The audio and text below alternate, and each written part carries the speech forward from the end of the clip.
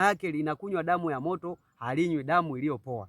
Sasa hii tunguli nikikutengeneza, inatakiwa unapata jogoo mweusi, yule jogoo anayewika. Basi ukija kwangu na kupiga kafara hili mmoja, nikisha kupiga kafara huyo ni mtu mkubwa ambaye anayelala na nyoka. Na ndio maana kuna mali za nyoka na kuna mali nyinginezo, ni nyingi tu kwa mganga Katitu. Kweli alizaliwa na nyota kali, lakini wenzake wameiua, ila ina mtu mwingine. Wengine tumeona wanaambiwa kuna masharti ya kulala na joka. Ile ya kulala na joka huwa inakuwaje? Ile pale nayo masharti yake ni tofauti na hizi nyingine. Naweza nikakupa masharti, labda kwa mfano, unajua mganga anakupima uwezo wako uko wapi, na moyo wako unaistamili kukutana na majanga yoyote. Ukija kuona mtu nimempa ambayo mali anayomiliki ya nyoka, kwamba huyo siku alipokuja kwangu tukakubaliana masharti yetu mimi na yeye, basi uhakikishe kuna chumba maalum ambacho akija watu kama hao ambao wanaotafuta mahali, basi namwambia hiki chumba unakiona, nataka kuna masharti nitakayokupa, nitakayokuelekeza kwenye chumba, natakiwa ulale hadi asubuhi.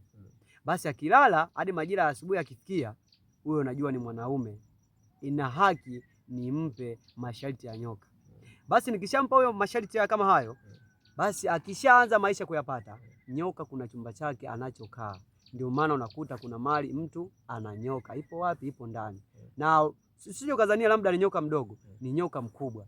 Ila kwa sababu moyo wake niliupima mara ya kwanza, alilala na nyoka sio mmoja, ni wengi, na akaperform, basi huyo ni mtu mkubwa ambaye anayelala na nyoka. Na ndio maana kuna mali za nyoka na kuna mali nyinginezo, ni nyingi tu kwa mganga Katitu. Sawa.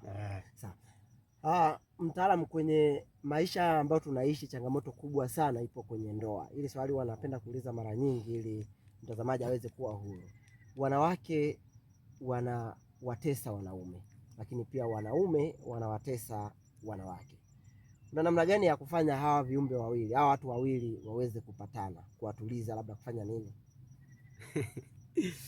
Unajua mganga Katitu hawezi akashindwa jambo.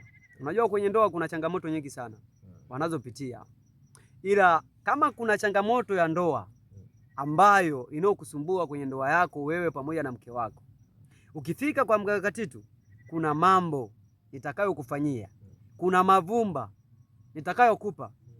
Yale mavumba, kama umekuja mwanaume au kama umekuja mwanamke, unataka mume wako akupende na wewe umpende, basi yale mavumba nikikupatia, mwanamke anaweza akapika chakula, nikamwambia weka kwenye mboga kidogo, wewe unataka upendo ili mpendane, basi anaweka kwenye mboga. Akishaweka kwenye mboga, ananuizia maneno yake ambayo ni maneno matano, ananuizia, anamtaja mume wake mara 3. Akishamtaja naye anajitaja mara moja ili upendo uzidi, basi ananyunyizia ile dawa kwenye mboga. Akishanyunyizia pale kwenye mboga, basi anataja majina ambaye mawili, ambaye la mzazi wake wa kike na mzazi huyu wa mume wake ambaye wa kiume. Akishataja anamuita mume wake, mume wangu njoo tule chakula, basi anatenga pale. Yule mwanaume akipiga tonge lile la kwanza, mwanamke naye akipiga la kwanza, basi upendo unarudi kama mara ya kwanza walivyooana.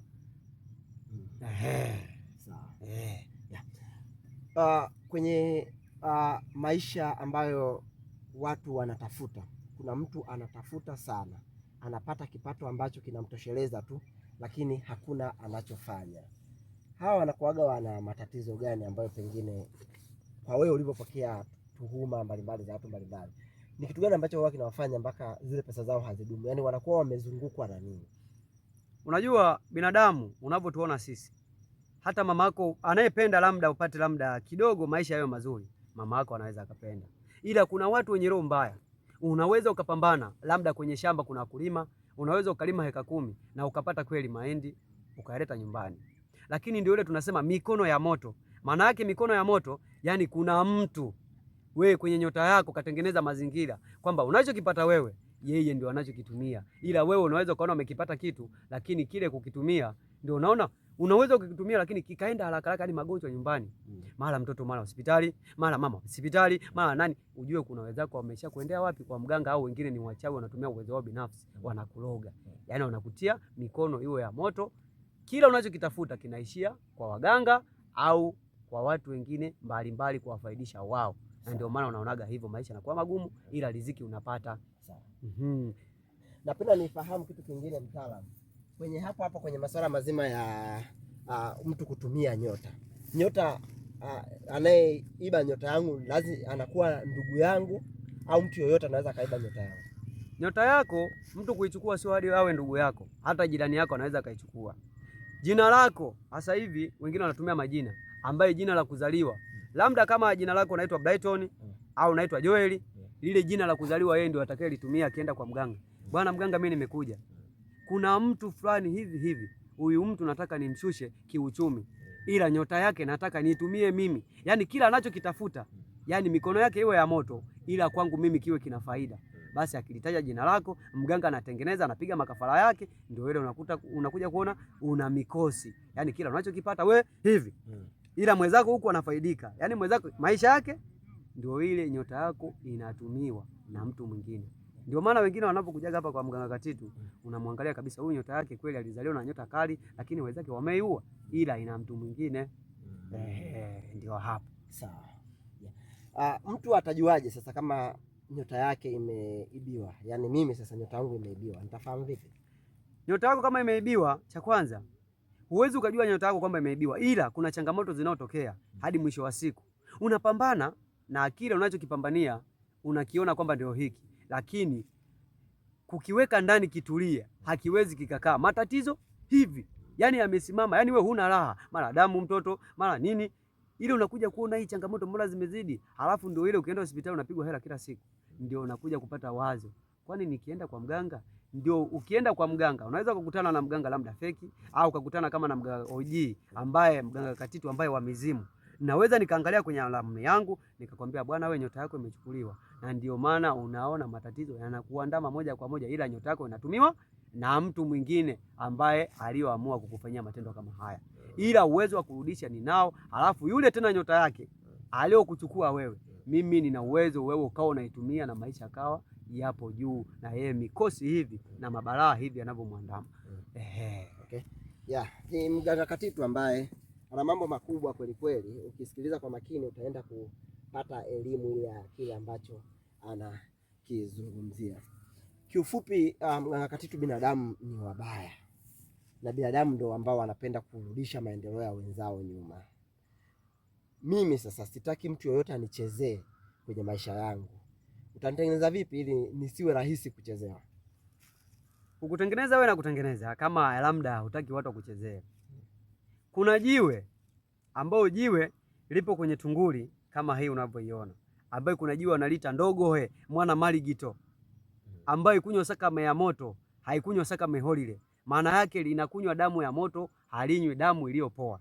Sasa hii tunguli nikikutengeneza, inatakiwa unapata jogoo mweusi, yule jogoo anayewika. Basi ukija kwangu na kupiga kafara hili mmoja, nikisha kupiga kafara, nikikuweka uganga wangu, nikisha kupiga chale zimeingia mwilini, basi mtu anapokuangalia hivi, mchawi anapokupima, maana kuna wachawi ambaye mchawi akilala anaota kwamba ni mnoge mtu fulani. Ukishaona kwamba kuna wengine wanaotumia kwamba ule wa kuota anaota, ukishamuota hawezi akakuloga, maana wewe umemuota. Ila ukishaona kwamba kaota alafu hujamuota anakuloga. Sasa mimi na uwezo, nikisha tumbukiza kwenye tunguli yangu uganga wangu kwenye mwili wako, basi mtu hawezi akaona. Kwanza akiangalia hivi kwenye kioo chake anaona moto unawaka, na akitaka kukuloga anaona kivuli hakipo, maana wachawi siku zote anatumiaga kivuli. Kwa hiyo kivuli kikikaa kizembe ndio ile wanachukua. Mtazamaji, ni mazito ambayo pengine kama una roho ndogo ama una imani unaweza usielewe. Mtaalamu, napenda nifahamu wewe uganga wako ni wa mizimu, maana yake umeulisi, si ndio? Mimi uganga wangu wa mizimu kama unavyoona, mimi nilioteshwa na mizimu. Ina maana kitu ambacho nataka nifahamu kwamba una wazee wako wengine ambao kama jambo likiwa kubwa sana unashirikiana nao? Wazee wapo, kwa sababu uganga wa mizimu unahitajiaga wazee, sio labda vijana wengine. Inakuwaga haipendezi, ila wazee ndio wanahitajika kwenye uganga kama huu wa mizimu. Kwa sababu uganga wa mizimu nikioteshwa, hata hao wazee naweza nikaambiwa kwamba mzee fulani utakuwa naye kwenye kazi kama hii ya kufanya hivi. Ndio maana uganga wa mizimu, na ndio maana hadi leo nipo hapa, na ndio maana nakwambia nina uwezo hadi unapotoka nyumbani kwako, kama umenitaja mimi mganga Katitu, naona hadi unapokuja kilingeni kwako kilingeni kwangu na shida yako naijua kwamba huyu mtu kaja na shida fulani na shida fulani. Kwa hiyo ukija kwangu haina haja ya kunihadisia.